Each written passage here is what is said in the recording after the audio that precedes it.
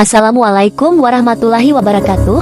Pada kesempatan kali ini kami dari kelompok 3 akan mempresentasikan poster hasil dari review jurnal yang berjudul Apakah ukuran perusahaan, hutang, profitabilitas dan kepemilikan manajerial mempengaruhi income smoothing sebelum dan sesudah pandemi COVID-19? Sebelumnya izinkan kami perkenalkan diri. Kelompok kami beranggotakan 3 orang, yaitu Ayu Sekar Wulan Pujawati dengan NIM 220410006, Enita Anggaulia dengan NIM 220410021, dan Siti Muawanah dengan NIM 220410071. Baiklah, tanpa berlama-lama langsung saja masuk ke materinya. Latar belakang, pada bulan Desember tahun 2019, virus corona atau yang dikenal sebagai COVID-19 muncul di Wuhan, Tiongkok.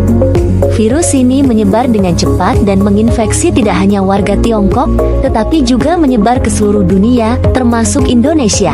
Sejak WHO atau World Health Organization menyatakan COVID-19 sebagai darurat kesehatan global, perekonomian dunia mengalami perubahan drastis. Penjualan menurun, perilaku konsumen berubah, produksi terganggu, perusahaan terbebani oleh pengangguran, dan tingkat pengangguran meningkat di seluruh dunia. Selanjutnya, yaitu ada tujuan dan manfaat.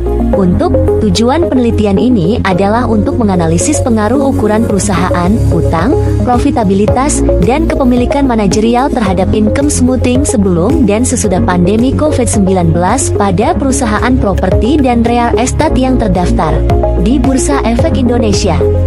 Dan manfaat penelitian ini adalah memberikan pemahaman yang lebih baik mengenai dampak pandemi COVID-19 terhadap praktik income smoothing di sektor properti dan real estate Indonesia, serta kontribusi variabel-variabel yang diteliti terhadap praktik tersebut.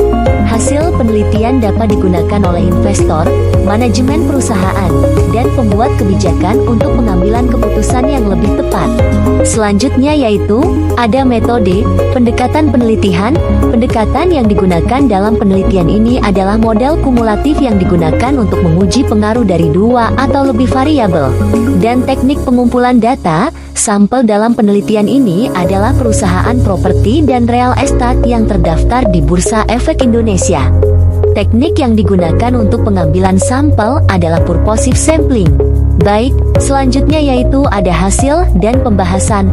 Uji statistik deskriptif memberikan gambaran secara deskriptif mengenai data yang dilihat dari nilai minimum, maksimum, rata-rata atau min, dan standar deviasi yang dihasilkan dari masing-masing variabel dari masa sebelum pandemi hingga tidak adanya pengaruh ukuran perusahaan terhadap income smoothing dapat terjadi karena hasil penelitian ini menunjukkan bahwa sebagian besar perusahaan pertambangan yang terdaftar di Bursa Efek Indonesia pada tahun 2016 sampai 2019 memiliki ukuran perusahaan di bawah rata-rata. Terakhir, yaitu kesimpulan, dapat disimpulkan bahwa ukuran perusahaan tidak berpengaruh terhadap income smoothing sebelum pandemi COVID-19, namun berpengaruh terhadap income smoothing setelah pandemi COVID-19. Utang berpengaruh terhadap income smoothing baik sebelum maupun sesudah pandemi COVID-19. Profitabilitas berpengaruh terhadap income smoothing sebelum dan sesudah pandemi COVID-19. Dan kepemilikan manajerial juga berpengaruh terhadap income smoothing sebelum dan sesudah pandemi COVID-19. Sekian pemaparan poster dari hasil review jurnal dari kelompok kami. Wassalamualaikum warahmatullahi wabarakatuh.